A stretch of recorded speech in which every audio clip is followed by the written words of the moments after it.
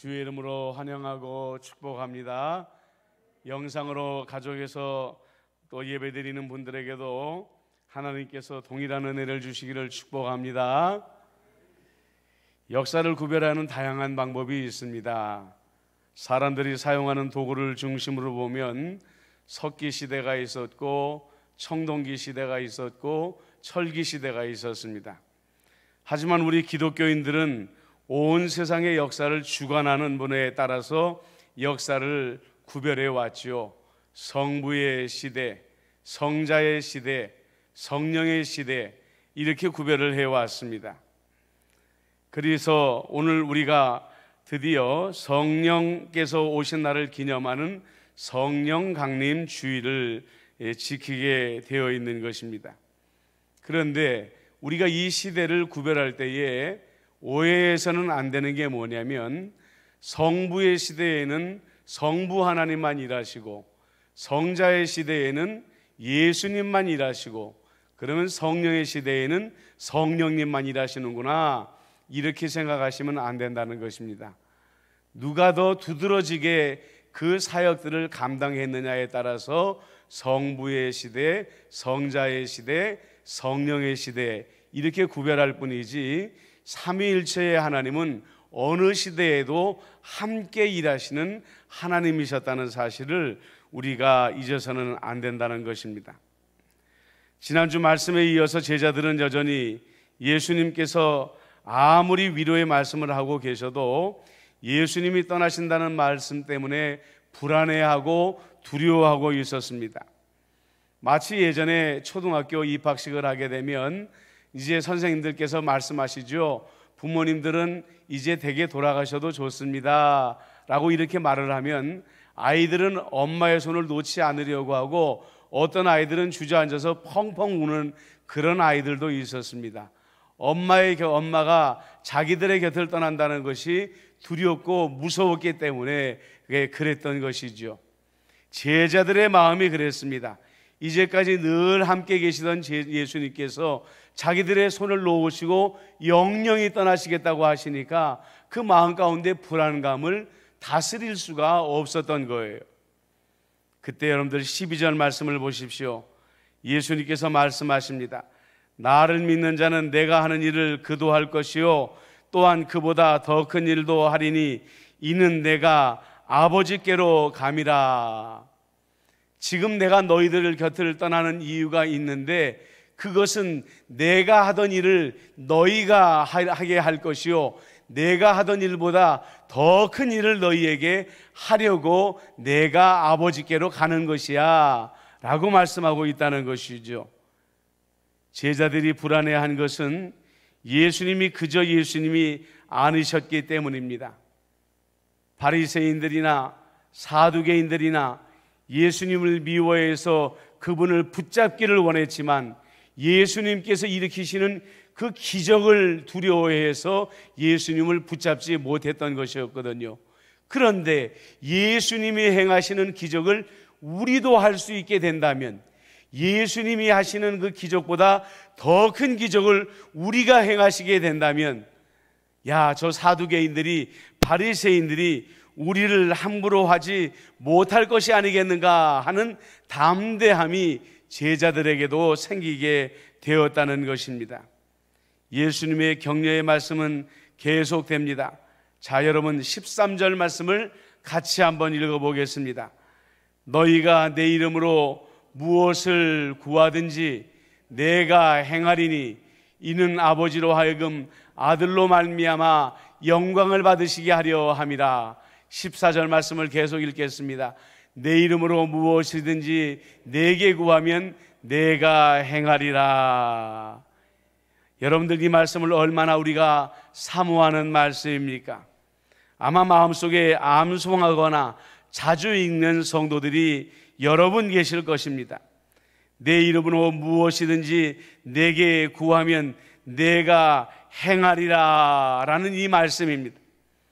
그러나 여러분, 이 말씀을 먼저 우리는 오해하면 안 됩니다. 예수님보다 더 큰 일을 행하는 것은 예수님의 복음을 전하기 위해 기적이 필요할 때 그 기적을 나타내게 하시겠다 말씀하시는 것이고요. 우리가 예수님의 이름으로 무엇이든지 구할 수 있다라는 것은 그 목적은 하나님께 영광이 될 때에만 그렇게 하시겠다라고 말씀하고 있다는 것입니다. 우리는요, 예수님께 건강을 구할 수가 있습니다. 그럴 권한이 있습니다. 우리는 예수님께 재정을 구할 권한도 있습니다. 그러나 중요한 것은 무엇이냐면 예수님께 우리가 권력을 구할 수 있다고 하여도 그 결과적으로는 예수님께 이 건강을 가지고 무엇을 할 것인가, 이 재정을 가지고 무엇을 할 것인가, 주님께서 우리에게 주시는 이 권력을 가지고 무엇을 할 것인가, 그 목적이 분명해야 된다는 것입니다. 물론 또다시 우리가 오해하지 말아야 될 것이 있습니다. 하나님은 우리가 하나님의 자녀된 자로서 우리가 구하는 것을 통해 우리가 누리는 것을 그 자체를 즐거워하십니다. 아버지 하나님이 자녀된 우리가 아버지의 선물로 행복해지는 것을 왜 싫어하시겠습니까? 재정을 누리시기를 원하십니다. 권력을 누리시기를 원하십니다. 건강을 누리시기를 원하십니다.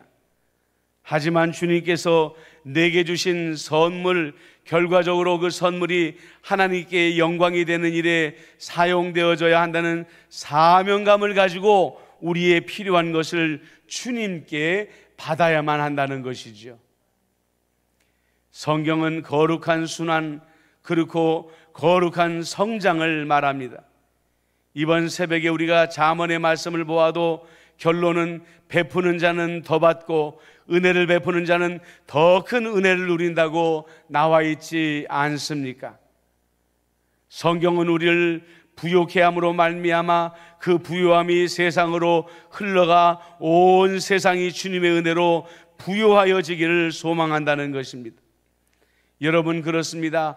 부요하여지기를 원한다고 한다면 하나님, 나로 인하여 세상이 부요하여지기를 원합니다 라는 기도를 드리시기를 원합니다. 건강을 위하여 기도하십니까? 내가 건강함으로 하나님의 영광을 드러내기를 원합니다 라고 기도하시기를 원합니다. 하나님, 내게 권력을 주십시오. 내가 이 권력을 잘 사용하여서 이 세상을 더 공의롭게 하겠습니다. 이렇게 기도하시는 여러분들이 되시기를 바랍니다. 그러나 주님께서 이 아름다운 선물을 주시는데 받을 수 있는 열쇠가 있어야 된다고 말씀하고 있습니다. 15절 말씀입니다. 너희가 나를 사랑하면 나의 계명을 지키리라. 여러분, 이 말씀 안에서 우리가 더 큰 일을 행하고 구하는 대로 받는 열쇠를 발견하셨습니까? 너희가 나를 사랑하면 나의 계명을 지키라. 이 말씀 안에 우리가 구하는 모든 것을 받을 수 있는 열쇠가 숨겨져 있다는 말씀이죠. 예수님이 우리에게 주신 계명의 말씀은 단 한 가지 말씀밖에 없습니다. 너희가 서로 사랑하라 라는 말씀인 것입니다. 예수님이 우리에게 유일하게 요구하시는 계명, 그것이 바로 사랑의 계명이라는 것입니다. 하물며 바울이 말하는 것처럼 사랑이 없으면 우리는 아무것도 아닌 존재가 되어버리고 맙니다. 주님의 제자의 자격도 없고 주님의 자녀되는 자격도 잃어버리게 된다는 것입니다.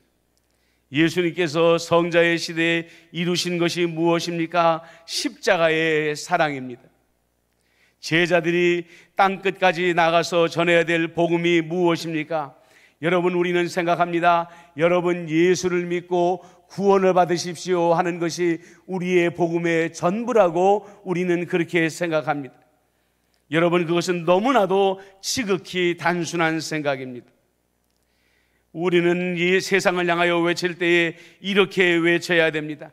예수님의 사랑이 우리의 죄를 사했습니다. 그리고 우리는 더 분명한 복음을 외쳐야 됩니다. 예수님의 사랑만이 우리가 가진 모든 문제를 해결합니다. 이렇게 복음을 3단계로 외칠 수 있어야 된다는 거예요. 예수를 믿으면 구원을 받습니다. 예수님의 사랑이 우리의 죄를 사했습니다. 예수님의 사랑만이 우리가 가진 모든 문제를 해결해 주십니다. 이 3단계의 복음을 우리가 세상에 외칠 때에 우리는 예수님의 사랑으로 모든 것을 구하는 대로 받고 예수님보다 더 큰 일을 행할 수 있는 예수님의 참된 제자가 될 수 있다는 말인 것이죠. 여러분, 지금 가자 지구에서 일어나는 끔찍한 전쟁을 보십시오. 이슬람교를 믿는 사람들도 하나님을 믿는다고 말합니다. 유대교를 믿는 사람들도 하나님을 믿는다고 말하고 그들이야말로 하나님의 참된 제자라고 말하지 않습니까?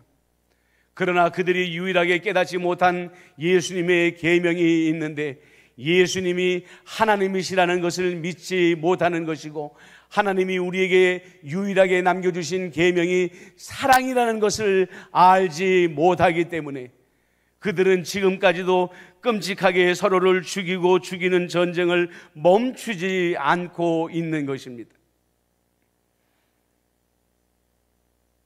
그러므로 사랑의 열쇠를 가진 사람만이 자녀의 권세, 제자의 권세를 누린다는 것을 우리가 절대로 잊어서는 안 된다는 것입니다. 예수님의 사랑을 깨달은 자들에게 드디어 주님께서 위대한 분을 보내시겠다고 말씀하십니다. 16절 말씀을 보십시오. 내가 아버지께 구하겠으니 그가 또 다른 보혜사를 너희에게 주사 영원토록 너희와 함께 있게 하리니 라고 이렇게 말씀하고 있습니다. 우리 눈에 보이는 성자이신 예수님은 승천하시겠지만 눈에 보이지 않는 성령님은 우리 안에 들어오셔서 우리와 영원히 함께 하신다고 말씀하십니다. 그러나 이 성령님은 아무나 받지 못한다고 못 받고 있습니다. 17절을 같이 한번 읽어볼까요? 그는 진리의 영이라 세상은 등이 그를 받지 못하나니 이는 그를 보지도 못하고 알지도 못함이라. 그러나 너희는 그를 아나니 그는 너희와 함께 거하시며 또 너희 속에 계시겠음이라 이렇게 말씀하고 있습니다. 우리는 이 말씀에 먼저 정말로 감사해야 됩니다. 세상의 모든 사람들이 성령님을 받는 것이 아니라고 했습니다. 예수님을 알지 못하는 자들, 예수님의 사랑의 계명을 알지 못하는 자는 성령님이 그 안에 들어가지 못한다고 말씀하고 있습니다. 오직 너희는 이라고 말씀하고 있는데, 먼저 너희는 예수님의 제자들을 말하는 것이요, 예수 믿고 구원받고 예수님의 사랑의 계명을 받아들인 우리 모두만이 성령님이 우리 안에 들어오시고 성령님이 영원히 우리 안에 내주하여 계신다, 이렇게 말씀하고 있는 것입니다. 이것이 얼마나 우리에게 감사한 일인지 모릅니다. 어떤 분들은 우리에게 말합니다. 성령님이 우리 안에 들어온 것이 뭐가 그렇게 대단한 일입니까? 다시 한번 여러분들에게 가르쳐 드릴까요? 성령님은 우리를 거듭나게 하시는 분입니다. 우리는 태어날 때부터 사망이 선고된 존재들인데 성령님께서 우리를 다시 태어나게 하심으로 말미암아 영생의 생명을 누리게 하여 주시는 분이십니다. 성령은 아까 예수님께서 말씀하신 것처럼 예수님보다 더 큰 일을 우리에게 행하시는 능력의 근본이십니다. 무엇이든지 새로운 일들을 행하게 하시고 기적을 일으키게 하시고 질병을 낫게 하시고 닫힌 문을 열게 하시고 산을 바다로 옮길 수 있는 능력을 우리에게 주시는 분이 바로 성령님이시라는 분이시죠. 또한 예수님은 성령님께서 생수의 강이라고 말씀하십니다. 우리가 아무리 지치고 낙심하고 좌절해도 성령님을 의지하면 새 힘을 얻습니다. 그 능력이 우리 안에 있습니다. 우리는 이미 성령님의 이름이 보혜사인 것을 잘 알고 있지 않습니까? 우리를 돕고 지지하고 우리의 기도를 아버지에게 전하시는 그분이 아예 내 안에 계셔서 영원히 함께 하시겠다는 것입니다. 여러분, 성령님이 내 안에 있는 우리와 세상 사람들의 가치가 얼마나 다르다는 것을 여러분들은 알고 계십니까? 우리는 자꾸만 세상 사람들이 가지고 있는 것을 가지고 사람의 가치를 판단하려고 합니다. 사람의 높고 낮음을 판단하려고 합니다. 여러분, 그렇지 않습니다. 정말로 우리의 가치를 판단하는 것은 내가 지금 무엇을 가지고 있고 내 안에 누가 있느냐에 따라서 우리의 가치는 완전히 달라지게 되는 것입니다. 다시 한번 말씀드리지만 예수님의 십자가의 사랑으로 말미암아 성령님이 우리 안에 들어오셨고, 성령님은 우리 안에 세상의 그 무엇으로도 살 수 없는 영생을 우리 안에 주셨습니다. 어떻게 우리의 가치를 세상 사람들과 비교조차 할 수 있겠느냐는 말이에요.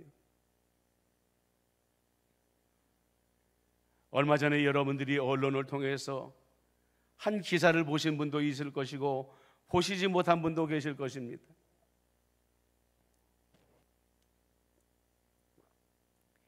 영국에 한 4억 원 정도 하는 가치의 집을 가진 사람이 있었습니다.